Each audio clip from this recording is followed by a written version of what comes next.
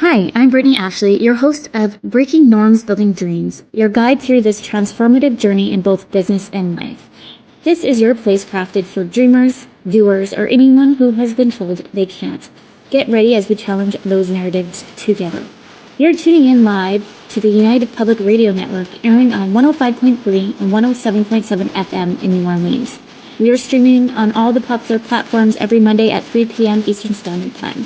Join me for a candid and thought-provoking conversation celebrating your unique journey because you are worth it. Happy Monday, everyone. Can you believe that we're here again yet today in April? I can't wrap my head around that we're in April. I was just having a conversation with my client like, oh, we are in April, aren't we? So welcome, everyone, to the show.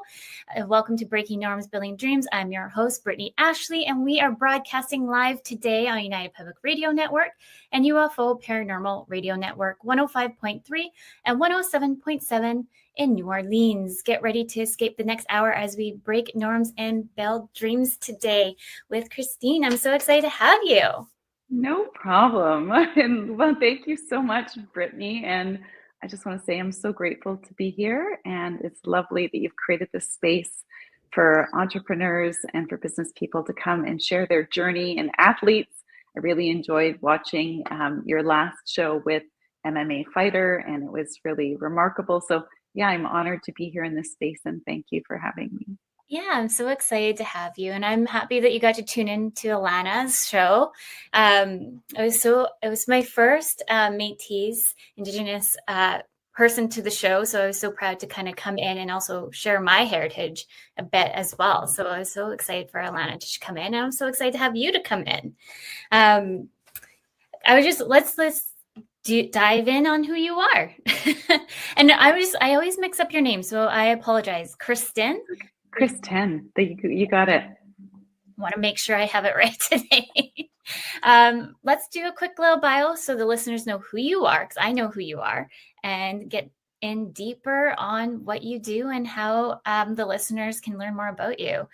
So, from athletes to executives and personal transitions like divorce or identity loss, high-stake perform goals, Kristen supports clients in building sustainable strength, clarity, and momentum.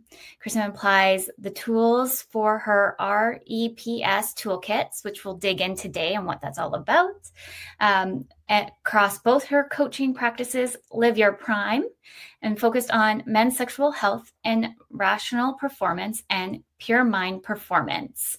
I'm so excited to get more in depth with everything you do. There's so many onions to peel today, and I'm so excited to share with our listeners and people who are viewing us who you are. So maybe you can just dig in a little bit more who you are and how you started.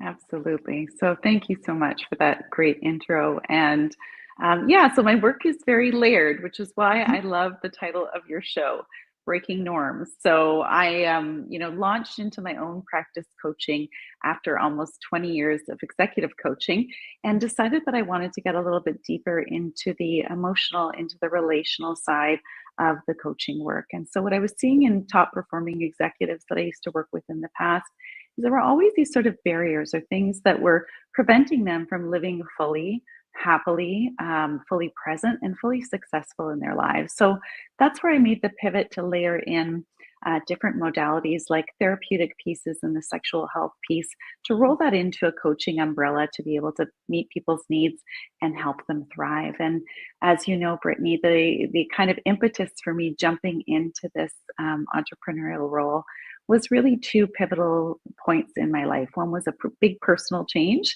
navigating the challenges of my own divorce and parenting my three boys on my own for the first time. And also a cycling crash, quite a dramatic one.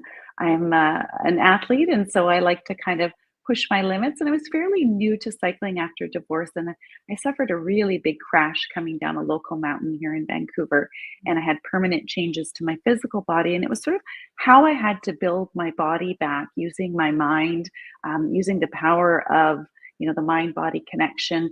And that kind of allowed me to springboard into the work that I'm doing today, which is largely on resilience, which is why we're here today to talk about that. Yes, you have many different layers to what you do. So I'm so excited to dig in. Maybe we can kind of dive into what is resilience to you? Yeah. And I love that you said to you, we all Yeah. have our different versions of the truth, right? And there's not just one story to this, but I'll share with you a little bit more about my journey and also my clients' journey towards resilience. But first, I want to share a story with you, Brittany, that I think you and some of your listeners can probably relate to. So I was dropping off my son this morning, the last one to go, my youngest at school. And as I was driving back, there was this little dog, and it was like hopping along the sidewalk in a kind of a funny way. It was a three-legged dog. And so it had three legs, and it was like this little chihuahua or something. And you should have seen the bounce on this thing. It's really bouncing along. And it made me smile, but it also brought me back to this memory that I had. During the pandemic, we had gotten a dog, like so many people. Yeah. And my youngest was about 6 years old. And so I was in the kitchen, and trying to keep a mindful eye on him, as you know, as a mom to some youngsters. I wanted to watch him. The dog was quite tiny. It was little Westie named Smokey James. And so I'm watching him from the kitchen, and I'm like, what's he up to? And sure enough, he's doing something odd with the dog. So I just said, Tom, what are you doing over there? And he said, oh, Mom, I'm training Smokey. And I said, oh, okay. What are you training him for? And he said, well, in case Smokey loses a leg, I figure he needs to learn how to balance on three legs. So Tom had been taking his leg up to teach him how to balance on three legs. And my point is, this is kind of the core of my work. Resilience is not something that you're not resilient. Resilience is a practice. It's a practice that we grow and learn over time. So that's kind of at the core of my work. And I love that you know, yeah, it kind of brought me back to a place today where it really came full circle into coming to see you today and reminded me of that. And I'm also a yoga and Pilates teacher. And so during class, there's a quote that I love to share by Bruce Lee. And you've probably heard this before, but he says that, notice that the stiffest tree cracks in the wind. I don't think I've ever heard of that. And yet the bamboo and the willow will bend. Even in the strongest winds, they will survive. So I love that quote by martial artist Bruce Lee for many reasons. One is he was known as a tough guy, right? Yeah. This is a guy who would like chop blocks, if I'm not mistaken, Yeah. and really like cut wood. And here he is with this kind of mindful reflection that we can't be hard all the time. That's where things break and crack. That we've got the work to do for us really in resilience is learning how to balance that with the softness that we need and finding those moments, that right balance between the hard push, right? We all know about pushing to be resilient and overcoming. And then let's find the drawback and to find, that softness, that suppleness. And that's really where the work for me comes in with the clients. And that's something that, I see a need for out there. I'll just go back to what you're saying about the dog that you saw with the three legs. It just actually made me think of somebody I met on the trail a while back, and the dog had three legs and was never born with three legs. He unfortunately lost the three legs. And I remember I had my dog Luna at the time, and she tore her both ACLs. And he made a comment about resilience. And actually, like, your story made me rethink about that moment. And he was saying to me, like, they're pretty resilient. Like, if, they lost a leg, they will get back up how they will, and they'll just keep going. And I remember him talking about our dog, no longer with us now, but Luna, he was like, as if you give the proper foundation for her, the physio, all these things, you'll see that she will be resilient and gets herself back up and might not actually need surgery. So we didn't. We had a pity mix, and they're known to pull both ACLs at a certain age. And I remember being like, oh, I don't want to put her underneath more trauma, more surgery, all these things, just in case, because she was getting an older pup. And we did the physio route, and everybody thought we were just kind of crazy, but she was so resilient to build herself back up. But we also took that time to do the physio with her too. Well, it's about breaking norms, right, Brett? So I love that you said everyone thought we were crazy. I think that's kind of right. The way forward is, I agree with you. There was this kind of like, let's just do surgery. Let's just get to it, cut to the chase and get it over with quickly and move on. That's sort of how I was raised. And so this is sort of that like, my dad was a football coach. And so I grew up a child of the late 80s, early 90s with a dad who was like, I was the second of two girls, and he brought me out into the backyard and he would have me hit and block over and over again, kind of that mentality of like toughness, grit, resilience. And I spent a lot of time in the backyard learning how to tackle. I spent a lot of time on those sidelines with him at his game. So I really had a front row seat to that version of resilience. Yeah. And this may be a little bit ahead of your time, but there was a coach during that period called Mike Ditka. He was with the Chicago Bears. Some of your listeners might know about him. Yeah. And he was kind of that famous guy who was like, take his team out there, knock him down, and he'd be like, get up, is kind of the mantra, right? Over and over again. And I remember thinking at an early age, this is what resilience is. You take hit after hit after hit, and no matter how hard you fall, you keep getting back up again. But the more I've studied, the more I've worked with my coaching clients, and the more that science evolves, we now know that that's actually harmful. It has less to do with the push and more to do with the pauses, right? And I've seen this version of resilience, this narrative out there that can be helpful in some situations, not all, but cases like going to war or having something really traumatic happen where you need to run and gather your belongings and get the heck out of there. Those are different types of responses. But for most of us, life is long, right? And we are going to ride these cycles of joy, of great things happening in our lives, and really difficult things are going to come our way. And they're not just going to happen once. They're going to happen over and over again. Loss, grief, divorce, betrayal, illness, right? All of those things, an injury in sport, or the loss of a job, or, right now we're seeing a ton of layoffs and retrenchment. So that get up mentality can get you so far, but what it does predictably is it leads to burnout, it leads to fatigue, and then we're not resilient in the long term. So I talk more about my clients with building that resilient life, right? So we're building inner resilience, we're building resilience, we're practicing, but the goal here is a resilient life to get you through that full cycle of the ups and downs. Yeah.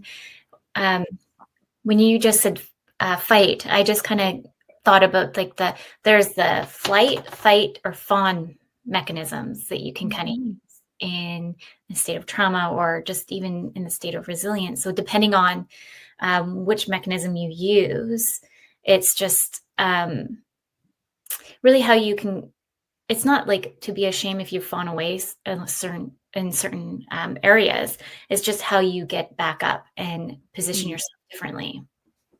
We need to freeze. You and I have talked about this. There are points in our lives where it's not safe for us to fight, right? Where we actually need to freeze, where we actually need to fawn, where we need to take those kind of self-preservation moves. So I think it's important to acknowledge that. And also, I think, we've talked about different generational issues in terms of our resilience and how we cope.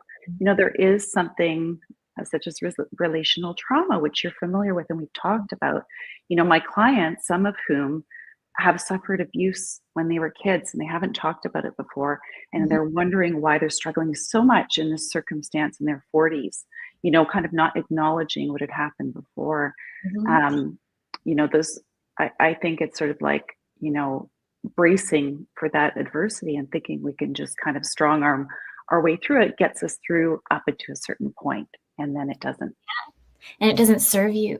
Like, you never know when that piece is going to show up in like just kind of like hit you, and then all of a sudden you're just like, oh my goodness. Like I told you I was in trauma with money, and the reason why I took it was because I really want to understand why my clients were struggling with trauma with paying certain things or getting stuck in certain areas.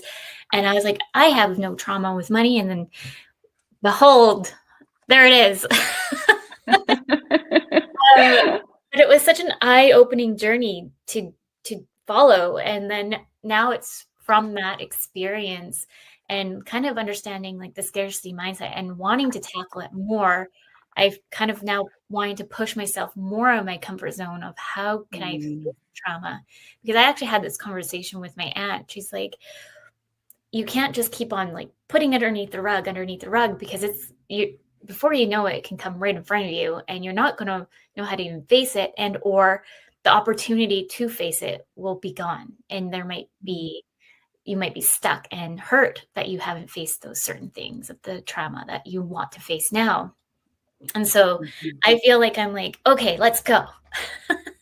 Right. And that's part of a resilient mindset is I write about this in some work I've done recently with the BMO Vancouver Marathon and the GranFondo is like, that's how I approach it on the physical front, because I'm a marathon runner. I'm going to do my third world major this year. So I've really gotten into that lately, and it's a long time to run, right? I ran my first marathon not too long ago, and I will tell you, running for 3.5 hours, 42 kilometers can be really long. And so this curiosity that you kind of talk about, it's like, I saw something in myself and I really want to get into it now. That's a resilient mindset. You know, I say when my legs are sore on the race course or when I'm training and they just feel tired, I always think, what are my legs trying to tell me right now? I don't immediately jump to that point where I'm like, I must be tired, must be time to take a break. This is too much for me.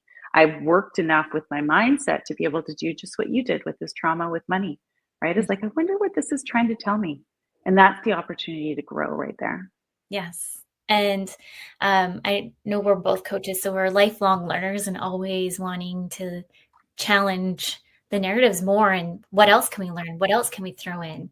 I think you've probably heard of this saying before that you're, well, kind of like just like the leadership model. You're either born a leader or not born a leader. And I've heard too, like you are born with resilience or not.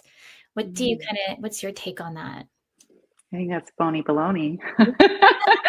That's a really mature way of putting it, but you know, I'm trained as I did my master's in behavior, and I've got a training in neuro-based coaching, so brain-based coaching, and so much of the work that I do is all around that, the neural pathways, right? Nothing is fixed. We can pretty much move anything in the brain. So I firmly disagree with that. I think there's always the opportunity to grow and learn, and resilience is that muscle. We talk about practicing it and creating new pathways. So it's a lot of my work in sexual health coaching, but of course the obvious is athleticism and in work with the executives that changing the brain state and building new pathways to learn to grow. Now, I've developed a model kind of that we've talked about, you and I, and it's called the reps model. And I like it because, you know, it's like reps at the gym, even though that's not my area of it's not my happy place yet. I'm still learning to love the gym, but reps are kind of the model that I came up with after, you know, coaching. I've now got 2 years in this practice and about 350 hours of coaching in sexual health, and another 200 just with executives and high performers. And what I did was I talked to a number of experts in the field and also took my work and developed this model called the REPS model that looks at the determinants of a resilient life. So what does it take to build a resilient life? It takes our relationships, it takes our emotional resilience, it takes physical resilience, and then it takes the systems and strategies to be able to scaffold all of that into something that's sustainable. So that's sort of a pathway forward that helps me to work with individuals, right? If I've got a model that I can kind of use broadly, then when we get an individual in and we do that intake and I look one-on-one and what they need, then we're able to get deeper into, in some cases, changing those neural pathways or opening them up and making deep change. Yeah, maybe are you able to dig in a little bit deeper on each section of the model? I would love nothing more. You're just going to have to cut me off because I get kind of excited about this stuff. So you've got to jump in. Okay? So I love that you started too. The first one is relational. And so, you know, I think this is all part of making sure that we manage adversity and that we build robustness in our lives. And relational is an interesting one for me because, you know, having worked with a lot of top performers and athletes, there's a really strong narrative out there, and high performers will always kind of have that mindset of, I got to figure it all out on my own. right? And think of imposter syndrome. Yeah. I have to prove that I can do this on my own. I have to show my worth and my capability. And so I'm going to figure this all out. Very strong tendency for entrepreneurs, right? To be able to have that mindset. And so I think there is that narrative out there that the top performers are doing it on their own and they're the hero of their own story. But we know that resilience isn't a solo sport, right?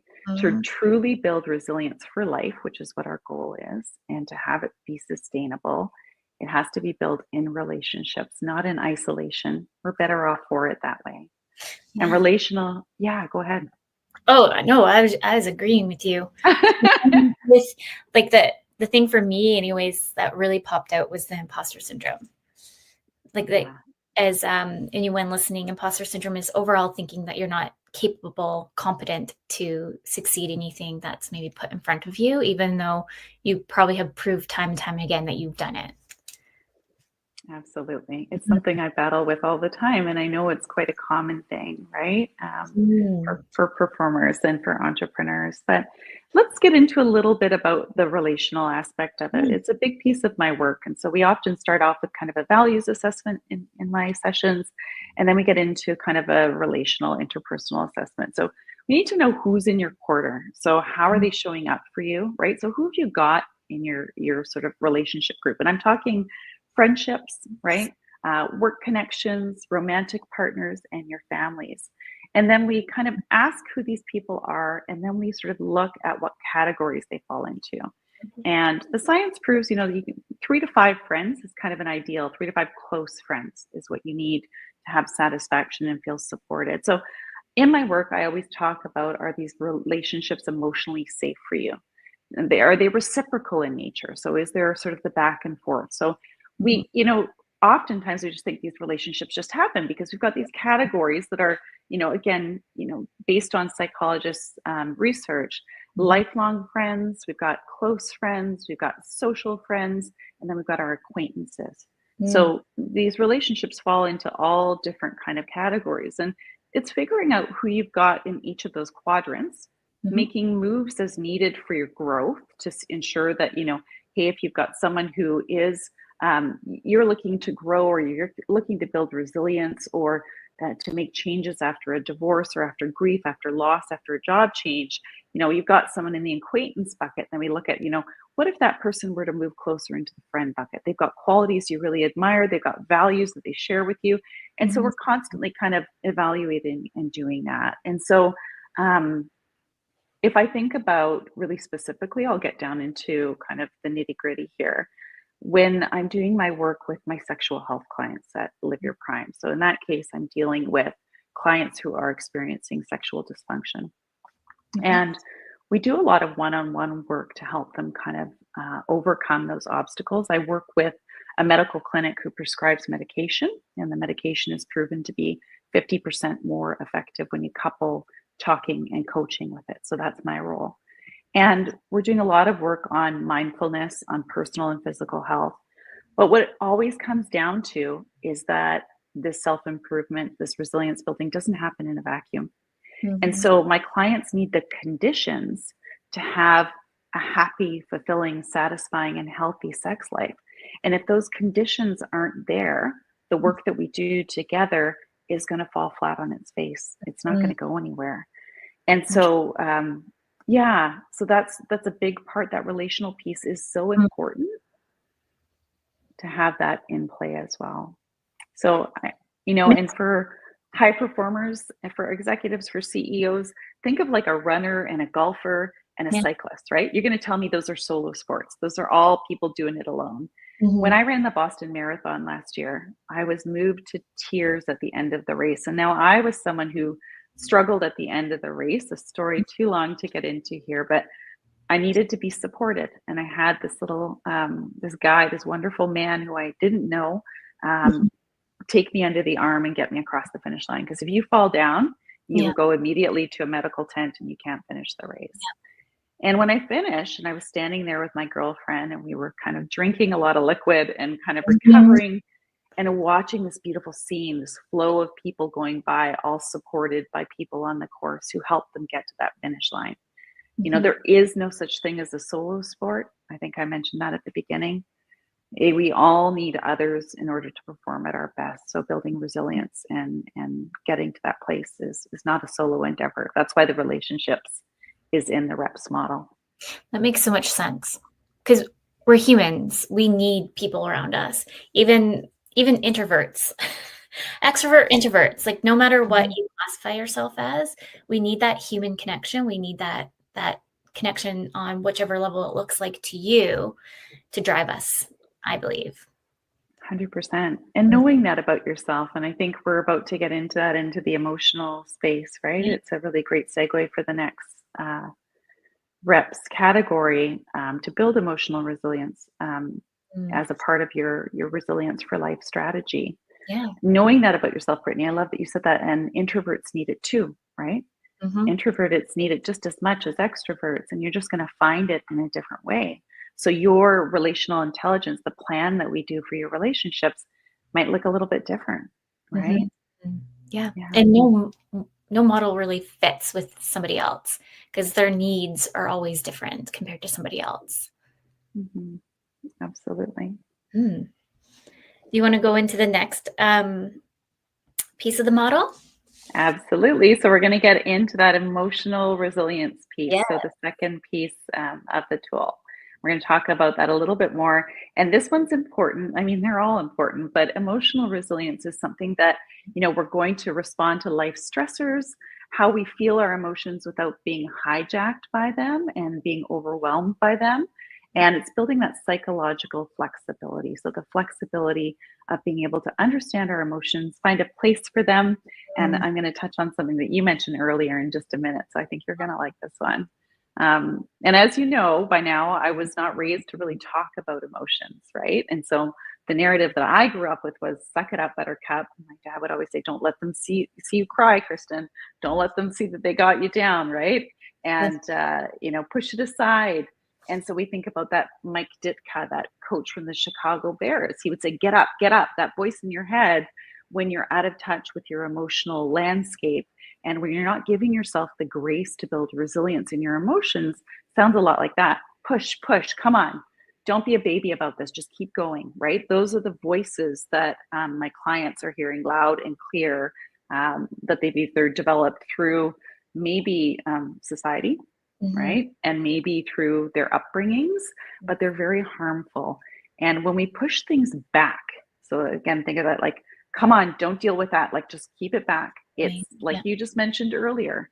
I remember being in gym class, and if you had to carry the basketballs into the gym class at the end of class, you were faced with this really tall shelf in my gym. And I was tiny. Like, I was all skin and bones back then. I was a Nordic ski racer. I did not have a lot of meat on my bones. And I remember taking that big bag, and it was terrifying because there were the volleyballs, there were the footballs, and then I had the big basketballs, right? And so you had to like sling this thing over, and then I would shove it, and then I'd run out as quickly as possible and shut the doors. Is what you just said, Brittany. And it's like I'm holding it down, right? I've got it all in. And so when we don't deal with our emotions, when we push them back like that, eventually what happens is you can only hold so much. Right? It just comes through. What happens when we put them away? There's a difference between pushing things back and really taking the time to put things away. And so real emotional resilience is about learning to accept and make space for what you're feeling. So acknowledging that. And in the case, you know, I can hear the objectors already saying, well, no, that's feeling sorry for myself. There's a difference, right? Just acknowledging, not wallowing. If you've got to wallow for a bit, hey, take your own permission to do that and to really feel through your emotions, but taking that time and really honoring the emotional self. Now, because I use this language and I work with so many men in my practice, I'm going to say there are times where even just using those words, people who are listening are like, I don't understand what she's talking about. And I've been there. I'm someone who couldn't name my emotions well into my 20s. And so the work that I do with my clients is really about, how does your body feel? Right? So acknowledging, if you can't tell me how you feel in words, I want you to tell me how you feel in your body. And so that's a bit of the work that we do too. It's like opening up. Yeah, I like that. I feel like I definitely struggle with communicating that too, because it's not normal that we talked about emotions in my home as well. So I noticed, like, with my kiddos, I'm like, try to ask more questions. Try to, like, just don't assume, or like be that curious friend. I feel like sometimes it's just like a automatic, like, shut it down kind of situation sometimes when you're built into that kind of setting. But like, I'm ready for change. I'm ready to break up the model, and like talking about like the different kind of traumas. What does that, it shows up differently for everybody, depending on the state of your body and how your emotional state is too. And that could be that trigger. So yeah, I love, all that you're saying. No, and I love that you're going there, right? It's a lot to kind of, and this is that what we talked about was creating that space and distance. Like, I'm just going to lay it out there. Brittany's like an incredibly successful entrepreneur, and you're juggling 2 young kids at home. For you to say, I want to take the space to be able to do better, that is like hugely important. And I just want to acknowledge that. So I'm very impressed. And it takes practice. And you're going to mess up.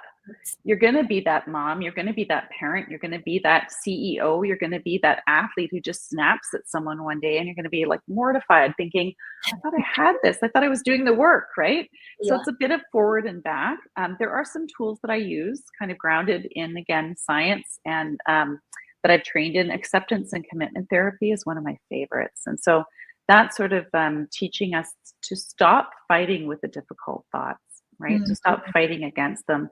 The most damaging things that I hear in terms of damage to mental health, and the clients that I see who suffer more from depression, anxiety, and rumination, they're the ones who are saying things like, I know I shouldn't feel this, but, right? It's silly to say this, but, you know, so they're the ones who are denying what they're actually feeling or fighting against it. So instead, we learn to make space for those and to allow a little bit of gentleness instead of suppressing the emotion, you know, kind of creating the opportunity to acknowledge them, unhook from them. So my thoughts are not me, right? So learning that space, learning a tool called diffusion, and then building out the space and time to pause before reacting, right?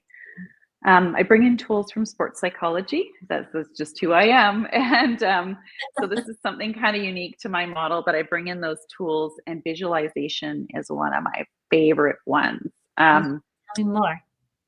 So have you used it before? Visualization, yes and no. Okay. Sounds good. Let me get into it. I first learned it when I was really young. I was really lucky. I had a cross-country ski coach who was Finnish. He was from Finland. This old guy named Heikki Kinnunen. It's a mouthful to pronounce. Yes. He would have us before each race. He would have us lay our heads down on our pillow, and we had to imagine the cross-country ski race that we were going to go on. Now, I was like, you know, I was quite a real go-getter when I was younger, and I was pretty good at cross-country skiing, and I'd done enough of it. So we'd lay down at bed, and I took it very seriously. And I would lay down on my pillow the night before a race, and I would visualize the course, no matter where we were. We had skied it that day. And I would imagine taking the turns and up and downs and the climbs and everything. And then I layered it in my own way. So as would happen over time, I remember one race in particular where I broke my ski pole. When you break your ski pole, you got to ski without a pole, right? So I had to finish the rest of that cross-country ski race without a pole. So my new, and I was like, oh, I should have been prepared for this, right? So my new strategy, you know, think about Smokey James and training the little puppy on the floor, right, with 3 legs, was to go through and visualize, now I do my race courses, or now I do a talk that I'm about to give, or something that is kind of a high stakes moment. And I visualize something going wrong, and then I visualize how I recover from it. So that's part of my thing as well with visualization. 3 different tools that I use with visualization, and I used all of these last night before coming here today. Yes. One is called creative visualization. And I won't have time to go into details about them, but I am doing a session through Eventbrite for high performers. So that's running at the end of April. So one is creative visualization, visualizing something big that's kind of blocking you, and you work with your energy to make it shrink or disappear. The second one is process visualization. So how I do things, think Tiger Woods. If he's on a flight headed to his next competition, He is doing process visualization training for 20 minutes on that flight. So he is going through what it takes for him to set up, hit the ball, and work through something that he's having a problem with. And he will repeat that over and over in his mind's eye. And then there's outcome visualization. This one most people are familiar with. So this is like breaking that finish line tape, right? We all know the picture of like the arms up, the victory run, and you're breaking the tape. So it's picturing a really positive outcome. And so, yeah, building that resilient mindset involves practicing when we're not able to physically practice, but giving our mind enough practice. So visualization is a tool that I use for resilience with athletes, with executives, and even in the bedroom. So for folks who have suffered sexual dysfunction for a really long time, we can actually make really big gains in visualizing a really positive outcome with their partner. For someone who has had sexual trauma, same thing, we can get to that point. So yeah. It's amazing. I'm going, anyone watching, I'm just going through the different websites, going back and forth. I love all of that. No, I'd say I visualize, but not to that extent. My visualization is like, when I hear somebody talk about their business, like I can visualize, like this is maybe my superpower, ADHD stuff. I can visualize the whole business from top to bottom. Like I got you. Wow. And like that's I guess my take on visualization, but yours, yeah, I like that piece too, because like just to come into to prep, I do visualize, but I get a little bit like nervous when I read off. Like I don't like reading off a script, like I told you. Like I have my notes because my brain, I get kind of freaked out if I can't say something. Let's see, I might play like a trick on me, and I'm like, oh, what is that word again? And then I kind of panic, and then I go down this spiral. So for my piece to overcome it is like, yes, practice to over and over again. Like I talked to Alana about saying certain words on our show that I was nervous to say because I didn't want somebody to think that I don't understand our culture, like, or I felt really like anxious. Yeah. So that's like, again, getting into that creative visualization. What is that energy there? Right. And I point to my heart, but some people feel it in their stomachs or in their legs or in their minds. Yeah. So it's that rooting into like, what's that feeling? Like what's causing it? Is it a fear? Is it a, imposter syndrome? Is it like something that's sitting there?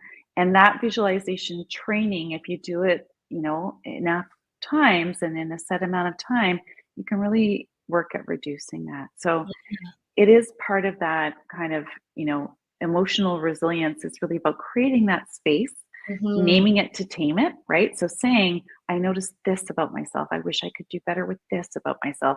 I had a client say he thought he was like just having anger management issues, right? And he'd been told that by his partner. And so kind of coming to terms with the idea that he actually didn't have names to name all of his feelings or what he was feeling. So immediately when she'd be like, how are you feeling about that? He would say, angry, right? And he just didn't have the language. So moving forward in a way that's really personal and just aligned with who you truly are, and just giving that grace. And so we do that. This is not a one session type thing. This is over time. And I love that you keep saying the grace part, because for all my reoccurring listeners, that's like the one thing I always say. One is that no one's perfect, and looking at perfectionists as something like, how can we kind of quiet that? Because no one is perfect. We all have flaws. And that's kind of the premise of the show too, that we are all worthy to be here, no matter of our age, gender, we are all worthy. And then the other piece too is grace. Because as a mom of two little ones, building a business and doing all these other things, sometimes I forget to give myself grace. And I've molded into the factor of, it's okay to give myself grace. It's okay to ask for help. I'm not weak to ask for help. And like learning and shifting that mind frame so much more is so much powerful, because I feel like I can finally take a step forward too, having those mind shifts. Yeah, I love that. I love that you brought that up. I think that's so important. And, we talked about that. The folks who I see are struggling the most are the ones who are denying their need for the opportunity to experience a true emotion, right? And so Mhm. giving yourself grace is not making excuses, Nope. right? And I think there's that mindset is like, I'm just making excuses for myself. No, Yeah. you're acknowledging that you're feeling something in this moment and that it's valid. And Mhm. then you're able to pause, take a breath, regroup, and carry on, right? Mhm. Whereas if you hammer yourself and you are just not allowing yourself to actually feel what you're authentically feeling, it's very hard then to find new resources to carry on, Yep. right? Yeah. Yeah. And I think in society, we're just so known to kind of step in, go, go, go, go, go too. There's no, it like if you say that you need a pause or anything like that, sometimes people are like, huh? Mhm, mhm. Yeah. What do you mean you need a pause? What do you mean you need a break? Like we have to go, we have to Mhm. get this done. I think in society we're just so like always on the go. And maybe we need to take time to learn how to accept a little bit of those extra pauses, those extra breaks. Just like when you're learning something new, if you're just onboarding a new employee, say, it's okay that they need to take that moment to find what their best way to shine in that moment. They might learn something differently than what you're presenting them to. Absolutely. And it's that compassion piece, knowing that we work with all different neurodiverse and different groups of people, right, who have different needs. The inner work there is kind of around the values assessment that we do early on. So being really clear, I think we talk a lot about boundaries, right? You can see those like TikTok worthy Instagram reels all about like boundaries. What Yes. boundaries really is at the end of the day is really being fully aware of your values, your individual values. It's not about saying no, it's about being aware of your individual values and being so clear on them that you know what they are and you can express those to someone else, right? And so, just what you talked about, it's like saying, you know what, I do my best work if I take a pause, and quality work, taking the time for yourself, being consistent, those might be some of your values. So that when you say to someone, I'm going to take a pause for a minute, then I'm going to get back to you, Mhm. there's no concern about whether or not they're going to be upset or if they push back. There's just that clarity from you. So, really equipping my clients with that right from the get go is kind of Mhm. part of their toolkit of having this resilience in their life and being able to move forward. Yeah. And then, the next piece, of course, is the physical resilience. So, we're Yeah. building that. And it's not what you think. Mhm. So, you're like picturing weightlifting, right? Yeah. Or like I know people look at me and they're like, "Oh my God, she must just like run all the time." Not true. And most of my runs are actually really, really slow. I use my runs to kind of help me. I started running for my mind, Mhm. really. And then in the end, I started running at first because my mind needed it. I needed a break from single parenting. I needed a break from some of the things going on in my life. And the funny thing is that when I crashed Mhm. and broke my body, right? I needed it more than ever, and it's really what powered me through. So, physical resilience involves both. It involves your physical body, but also training your nervous system, which is part of your physical body to endure. So I think this one is very timely and really important. It applies to everyone who's coming in on this call and all of my clients, sports, high performance, my sexual health clients, parents, and everyone. At the heart of it, we want to build that robust life where you have long term strength, right? And think about movement, breath work, recovery, and creating peak performance habits. So, movement, regular exercise, we want to be moving our body. We want to get our body to a place where it feels physically strong and physically well so that it can handle the things that we have coming our way.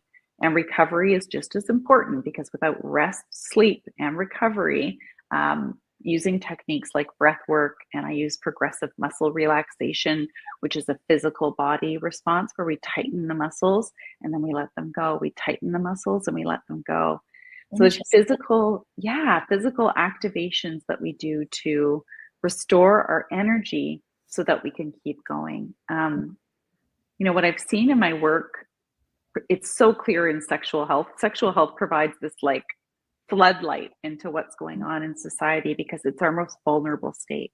It Yeah. combines our emotions, our physical self, intimacy, relationships, right? and our neurological responses. And so hyperarousal is something we're all struggling right now. And what I mean by that is we're in a hyperaroused state. We are constantly on alert. Have I checked my messages? I have 5 different platforms. I have Notion, I have Slack. I've got, right? I've got Instagram. I've got, the kids' school emails are coming. I've got Outlook. I've got Teams for my sexual health clients. I've got Ring Central. I've got Zoom. I mean, the list could go on. We all know what I'm talking about here. We're in this constant state of hyperarousal and always available. And so our biggest challenge as a society is the work that we do to kind of come down from that and manage it. It's not going away. We need to actively learn how to manage our arousal state. And so I'm going to give you an example. Michael Phelps. Do you know him? He's like a swimmer, right? An incredible swimmer. And so he was, I like his story. I like what his coach did. I'm actually more impressed with his coach, I think. His coach was a guy by the name of Bowman. And he, during training, Bowman would take the last 5 to 10 minutes of Michael Phelps's practices, and he would take his goggles away. So he would say, okay, Michael, you got to swim in this like chlorine laden water without your goggles for the last 5 to 10 minutes. So why? It was like stinging eyes, right? So uncomfortable. But he was preparing Michael for unforeseen circumstances. So what Michael had to do, of course, you have to pivot. You have to adjust. Your body is not experiencing the same conditions that you're used to. How do you get through something like that? I wasn't in the pool with Michael Phelps, but I will tell you he probably used mindset, mindfulness, really zeroing in on the present moment, each hand stroke, right? Thinking about his kicks, thinking about the end of the pool, trying to visualize where that was, thinking to himself, I have done this 100 times before. I could do this in my sleep, right? These are the things that are going through Michael Phelps's mind during training. And then guess what? It's the 2008 Beijing Olympics, and he's in his last competition. It's butterfly. I think it's like 200-meter butterfly. And this guy is on track to set the world record for most medals at an Olympic Games. I remember this, actually. Do you remember this? And his goggles leaked. His goggles ruptured, and he lost his goggles. And guess what? He could have lost his head, right? He could have just completely blown up, and he didn't. He came through to win, and then got 8 Olympic medals that games and holds the world record for most. Amazing. So it's that's the mind-body connection. That's the piece of the physical piece. And what makes it so important is not just the physical body. The training is important. Doing something so many times that you can say, I've done this before. Things have gone wrong before. I know what to do. And then there's the nervous system and the arousal. So the 2 most important pieces of my work in this are mindfulness. So I use mindfulness to help folks get through and to be able to zero in on that present moment. It's a powerful, powerful tool. I use it for all of my clients. And it's a lot to get into, and I don't think we're going to have time today. But and then the other piece is VO2 max. So VO2 max is how much oxygen you have flowing through your blood. And it is critical for our overall health and longevity. You will start to lose your VO2 max by the time you're 40, and it will keep going down no matter what you do. So I was lucky enough to get this insight when I was 45. I met someone who was retired, and he taught me about this. And what it's done is it's not just because I want to run marathons. It's going to make the difference between how long I live and my quality of life as I get older. If I had started now at this age, I would be so far behind the game, and I would be losing already. You can't catch it back up once you get a certain age. For my sexual health clients, sorry, go ahead. Yeah. I just going to say that's so interesting. I didn't know that. Yeah. So it really is like, something to put first and foremost when you're looking at how long do I want to live and how healthy do I want to be as I age. So those are the kind of the 2 most important. We can get into like strength is really important. There's lots of like, the list could go on, and I'm waiting for the comments to blow up, right? Because I know there are so many other factors here, but this is a short radio show. So I've got short time. 2 things would be VO2 max for the physical well-being of my clients, especially those sexual health clients. Orgasm and climax depend on the blood flow in your body for men and women. Women need the blood to flow to the clitoris quickly, efficiently, And as you age, that slows down unless you're very physically fit. For men, it's the same thing. The two chambers of your penis need to fill up with blood fully in order to get an erection. And if you are not fit, if you have belly fat, if your heart cannot pump enough to spare, you are going to lose that. So those are kind of critical pieces to the work in physical resilience that I do with all of my clients, athletes, and in sexual health. And then the mindfulness piece. So being able to reduce that hyperarousal and really zero in. Interesting. Learn something new every day. So I love having this show. So I think that's it. In terms of physical health, I mean, really, it's about creating a body that can endure, recover, and thrive, really. And then, so it's like endure, recover, and then perform. So those are the critical pieces with physical resilience. Amazing. Well, I'm just looking at time. We have one more to go through, don't we? We sure do. And it's a short one. So this is going to be great. I know. So we can still get to your last few questions here. The last piece is systems and strategies. And I think we've covered those in kind of the stuff we've been talking about. But that's sort of my role as, you know, an executive coach by training and what I bring into play. There are two tools that I absolutely love. I bring you know, my experience from my behavioral science background, and then also the brain-based coaching. One of my favorite frameworks comes from James Clear's Atomic Habits. Have you read? That sounds really familiar. Oh, you know, his famous quote is, "You do not rise to the level of your goals, you fall to the level of your systems."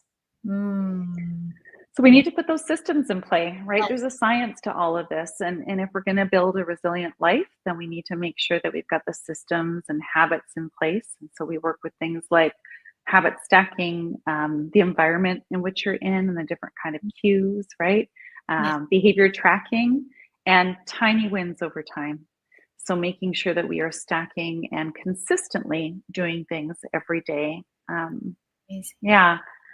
I'd say that willpower when it comes to resilience is highly overrated. I know David Goggins has a huge following and I appreciate so much of what he does, but it can't just be based on sheer willpower alone. It's really, I think, systems are where we get into sustainable resilience in terms of people. Well, if you just kind of look at it from a business perspective, because I do a lot of systems and things like that all set up. So we look at you as the CEO of the business, because really you should be the CEO of the business in a way versus doing all the other busy work. So to be the top CEO, you need to look at how we can utilize systems in place to make sure that things are really systemized, optimized for you. And then we kind of like break down the onions even further. But really, at the end of the day, we want you at the top and looking at your mindset and working on these kind of things. And so it totally makes sense that this is part of the model, because you need to have some systems too in your personal side too. Like for me, just at the general sense, like I wouldn't be able to keep track of life without a calendar. I agree. You know, and one of the things when I've got clients who are building new relationships or building back. So some of the, you know, interesting clients I have, they're empty nesters, right? Yeah. And so they've gone through the full cycle. They've done the whole like kids in the house, things are intense and all that stuff. And the kids are gone. And then what do we do? So we work on rituals a lot, right? What rituals do you have with your partner? Have you built those in? And when when you've got the young kids, the rituals like bath time, bedtime, books. Right? So it's kind of reframing that and building in your rituals. So those are just a small example of systems and strategies that we put into place. I love that. Well, we're almost at time. Is there any last minute advice, thoughts that you want to share with our listeners today? Well, I just think it was just such a nice conversation, Brittany, and I'm so appreciative. I really loved our dynamic and really enjoyed our time. One takeaway I think for folks is, you know, just what we talked about. It's that idea that resilience isn't something that you are, it's not fixed. It's something that you practice. And so practicing self-care, nourishing your physical, emotional, relational, and sexual health requires that full balance. Mind, body, spirit, and systems. And really just if I could leave one takeaway, it would be, you know, small, consistent actions. Start with something small today, creating that space for self-acceptance and being gentle with yourself. Yes, I love that so much. I can't agree more. If you just need to start somewhere, start. Better starting than not starting at all. And you know those New Year's goals where everyone's like, I'm going to go to the gym 6 times. just start somewhere. You don't have to start 6 times, just maybe 15 minutes in a day that you're going to do X, Y, and Z, or once a week. Try to break them into small little chunks, because I think they're just a little bit more attainable, and then you can build on that. Like for me personally, I find it, like you mentioned about going to the gym, it's so hard for me to go to the gym because there's some things in there I just don't like, maybe from a mindset perspective, why I struggle. But what I do love is working out with friends. So instead of going to the gym, maybe let's just work out with friends. So there's those little minor tweaks that you can make, figuring out what you do like and what you don't like, and then making those tweaks to mold in with you. Absolutely. Create something that works for you. 100%. Thank you so much. I think that's great. And just finding one thing. What's one thing that really gets under your skin that you're really not okay with, right, in your life that's causing you friction? Find something that's kind of rocking you and taking some small steps to address it and doing better. 100%. Well, thank you so much for coming on the show today. It was such an honor to have you. I was so excited to have you on the show. I told you it would go by super fast. We didn't have enough time. We didn't have all the time to go through all the questions, but you'll be back, so no worries. Thank you, everyone, for listening to Breaking Norms, Building Dreams. A big thank you to United Public Radio Network and UFO Paranormal Radio Network. Next week, we have Vanessa on the show, non-for-profit organization, and she's actually one of my clients, so I'm excited to also have Vanessa on the show. With that, please come next week with some more questions. Everyone, remember, your journey is unique and your worth is unquestionable. Thank you.